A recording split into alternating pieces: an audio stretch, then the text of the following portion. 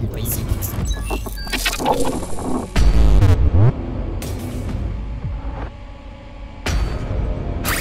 The survival horror genre has evolved over the years, but I've always been a fan of some classic systems. The fixed camera angles and puzzle-solving elements, to name a few, are features that I wouldn't mind seeing be implemented in modern games. I didn't know too much about developer Bloober Team's horror adventure The Medium before playing, so you can imagine how surprised I was by their skill in bringing classic survival horror elements to a new generation.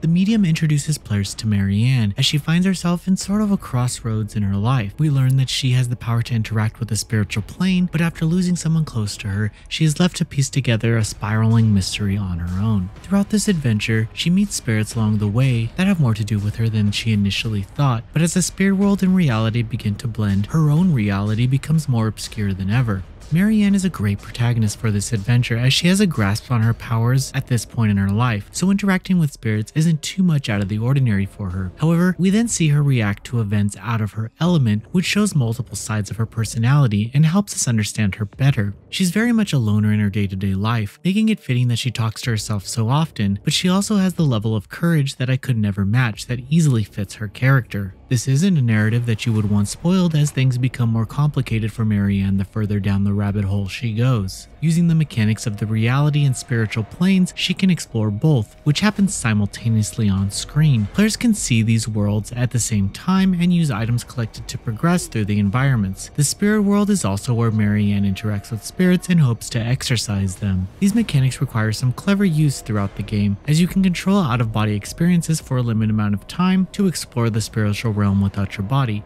The rule is also bent, as it's possible to enter the spirit world without the need of reality. I know it sounds confusing, but there's a reasonable explanation for all of this. Puzzles in the game require some item collecting, but my inventory was never too full. Typically, you can expect to enter an area, encounter an obstacle, and then use the items in the area to progress. This seems straightforward, but some moments of backtracking are required to access new sections of environments from time to time. Aside from items, there are points of interest that aim to tell the overarching story in more detail. Spiritual clues that require you to use a sense ability give insight into the events of the area. Also, notes are scattered about that provide even more information on the people you're investigating. These exposition drops aren't insignificant, as notes you might find in a Resident Evil game where you can skip through the text without missing much. Here, Marianne likes to add a few comments to each of the objects, which expands on its importance or just offers a way to show off her personality. The medium extends itself into other forms of gameplay as Marianne will find herself facing a terrible enemy known as Maw. During these sections of the game, she'll have to outsmart the blind demon by sneaking past him and holding her breath. It is possible to die during these moments, but there are no real consequences since you can just try again. Additionally, there are these chase scenes, which are perhaps the most fear-inducing moments of gameplay since they are each unique, so it's tough to get used to them. I never felt afraid to progress through the adventure as I fed off Marianne's courage, but there are points in the narrative that might make your skin crawl. It's more psychological in execution though, and the game tends to make you think more than worry about jump scares. There's a focus on world building that other survival horror games lack, and the developer does attempt to keep the experience grounded.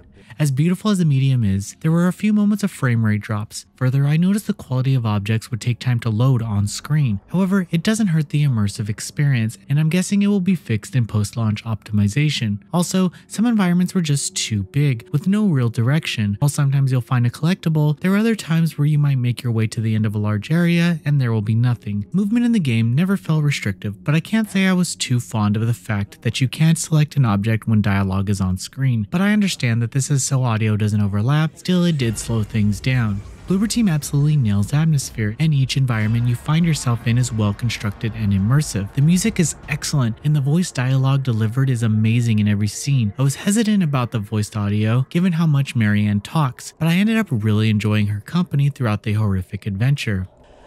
The medium provides the best classic survival horror experience through modern gameplay systems that I have played in quite some time. It does this all without relying on action and gore, but instead builds its excellence through atmosphere, unique gameplay elements, and narrative. There's some refinement that could help the overall experience, but this is a gripping adventure whether you're in reality or the spiritual plane. Noisy Pixel is giving the medium an 8 out of 10. Thank you for watching. Please read the full review at noisypixel.net. Noisy Pixel is run by a group of gamers who work hard to deliver news, reviews, previews, and more. Please subscribe to keep up with all our future content.